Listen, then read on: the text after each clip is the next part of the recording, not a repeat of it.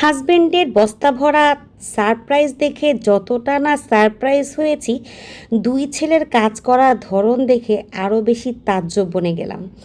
আসসালামু আলাইকুম আমার পরানের আপুরা ভাইয়েরা, কেমন আছেন সবাই? আশা করি সবাই ভালো আছেন। আলহামদুলিল্লাহ আমিও ভালো আছি। বাজার থেকে জামাই যে টুকটাক বাজার করে নিয়ে আসছে, তো আমি যখন বাজার আনতে বলি তখন সে আনে না।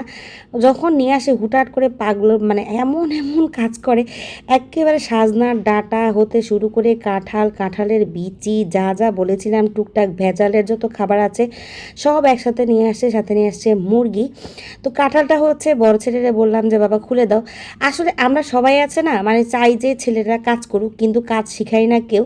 কাজ শিখাই সব হচ্ছে মেয়েদেরকে। আমাদের ঘরে যত মেয়ে আছে সবাইকে আমরা নানান ধরনের কাজ শিখাই, কাজ শেখানোর পরামর্শ দেই। বা জন্মগতভাবেই দেখা যায় মেয়েরা অনেক কিছু মায়ের কাছ থেকে শিখে ফেলে, কিন্তু ছেলেদেরকে আমরা একটা কাজও শিখাই না, যার কারণে পরবর্তীতে আবার হাজব্যান্ডের কাছে বা মেয়ের জামাইয়ের কাছে আমরা কাজের মানে খুঁজি যে না ওরা ঘরের কাজ করুক, কিন্তু আমরা তো নিজেরাই কাজ শিখাই নি, কাজটা করবে কোত্থেকে? ছেলেকে দিয়ে কাঁঠাল খুলালাম, জীবনে প্রথমবার সে কাঁঠাল খুলছে, যদিও সে একটু মানে জানে না কীভাবে খুলতে হয়, তারপরেও তো শেষ করেছে। পরবর্তীতে যখন তার স্ত্রী হোক বা যে কোনো পরিস্থিতি হোক, যখন কাঁঠাল খুলতে হবে তখন আর কাঁঠাল খোলার জন্য তার আটকাতে হবে না। আমি মাঝে মাঝে চেষ্টা করি ছেলেদেরকে দিয়ে টুকটাক কাজ করানোর জন্য। তো শাক বাছার পরে বসে বসে শাক বাছাটা আমার জন্য অনেক বেশি টাফ। দুই ছেলেরে বুঝিয়ে দিলাম, আসলে দুই ছেলে না বড় ছেলেকে দিয়েছিলাম। তো আস্তে আস্তে করে সময় নিয়ে নিয়ে নিখুঁতভাবে সে শাক বাছতেছিল, মনে হচ্ছিল সেলাই কাজ করতেছে। কিন্তু তারপরেও যে শিখতেছে এটা হচ্ছে বড় কথা। একটু একটু করে দুই ছেলে আমার যতটুকু করে দিয়েছে, যতটুকু শাক বেছে দিয়েছে, আলহামদুলিল্লাহ এতটুকুই আল্লাহ দরবারে কোটি কোটি শুক্রিয়া। এই জন্য না ঘরে যখন ছেলে মানুষগুলা মানে আপনাদের ছেলে বাচ্চা আছে, ওদেরকে নিজের ভাতের প্লেট ধোয়াটা বা খাবার বেড়ে খাওয়াটা, খাবার বেড়ে আনাটা বা টুকটাক যে ঘরের কাজগুলো আছে, ঘর ঝাড়ু দেওয়া, আজকে ছেলেকে দিয়ে ঘরও ঝাড়ু দিয়েছি। তারপরে হচ্ছে ছোটোটাকে দিয়ে বিছানা ঝাড়িয়েছি, বড়টাকে দিয়ে বালিশ টালিশ যা যা ছিল সব কিছু ভাঁজ করিয়েছি।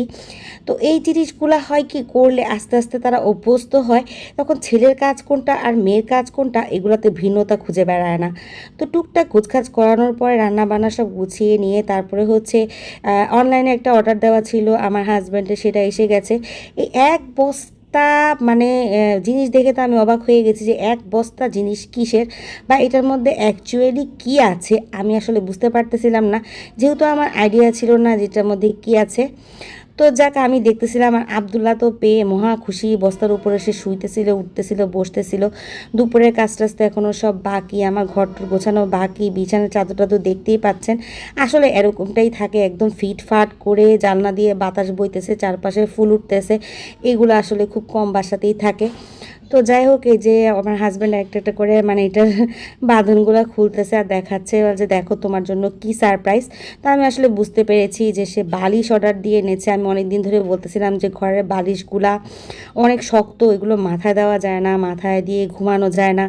তো ওই জন্য সে বালিশ অর্ডার দিয়ে এনেছে। এই যে বালিশগুলা এত সফট যে বলার মতো না। তো চেক করার পালা হচ্ছে, এগুলো হচ্ছে জাস্ট বালিশটা তুলা দিয়ে ভরা, আর সাইডে হচ্ছে এরকম চেইন করা। তো চেইন খুললে হচ্ছে তুলা বেরিয়ে আসতেছে।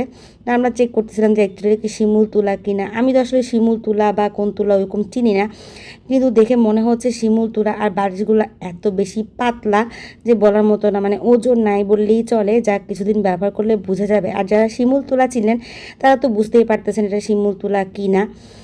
তো যাই হোক, এই যে বালিশগুলো একটা একটা করে খুলে সবগুলো এসে চেক করতেছে। আবদুল্লাহ এত বেশি খুশি হয়েছে বলার মতো না। এনে টেনে বললাম যে ধরো, মানে সে এনে বলতেছে আমাকে, ধরো তোমার বালিশ আনা হয়ে গেছে বা তুমি যা ইচ্ছা তা করো। এবার প্যাকেট ট্যাকেট সবগুলো গুছিয়ে নিয়ে আবদুল্লাহ বলতেছে মা আমি গোছাবো, আমি এগুলোর মধ্যে ঘুমাবো। এই বালিশগুলোর এর মধ্যে ছোট ছোট হার্ট শেপ আছে, এটা অনেক বেশি পছন্দ করেছে। ও বলতেছে এই হার্ট শেপগুলোর মধ্যে আমি ঘুমাবো। বিছানায় আমি গোছাই নাই, বিছানা গোছানো বাকি, ঝাড়ু দেওয়া বাকি, এর মধ্যেই হচ্ছে সে বালিশ গুছিয়ে ফেলতেছে। আমি আসলে এগুলোর মধ্যে প্রত্যেকটার মধ্যে কভার ঢুকাবো, কিন্তু ও যখন গোছাচ্ছে আমি না করতেছি না, কারণ হচ্ছে এই গোছানোগুলোও শেখার দরকার আছে। তো দেখেন কত সুন্দর করে গুছিয়েছে, আর বালিশের কাপড়গুলোও কিন্তু অনেক ভালো। তো যাই হোক, এগুলো শেষ করে নিয়ে তারপরে সানিয়ার আসার পর আমি বললাম যে আদা রসুন অনেকগুলো, আমি প্রায় 2 কেজির মতো রসুন আর 1 কেজির মতো আদা, এগুলো মিক্সড করে হচ্ছে আদা রসুন এগুলো সব ব্লেন্ড করে রেখে দিব।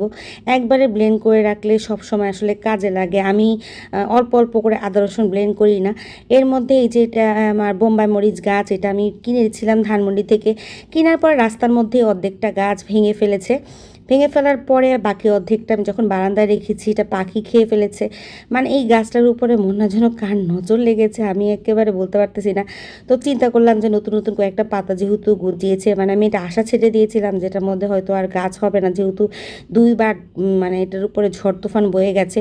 তো এরপরে আমি এটার মধ্যে আমি মানে মাটিটা ভাগ করে এটার ভিতরে মাটি সেট করে টবের মধ্যে বসিয়ে দিলাম। তো আজকে দিনটাই আমার জন্য মোটামুটি সারপ্রাইজ। ছেলের বাবারা মিলে আমাকে অনেক কাজ করে দিয়েছে। তো আজকের ব্লগটা কেমন লাগলো সবাই জানাবেন। সবাই ভালো থাকবেন, সুস্থ থাকবেন। আল্লাহ।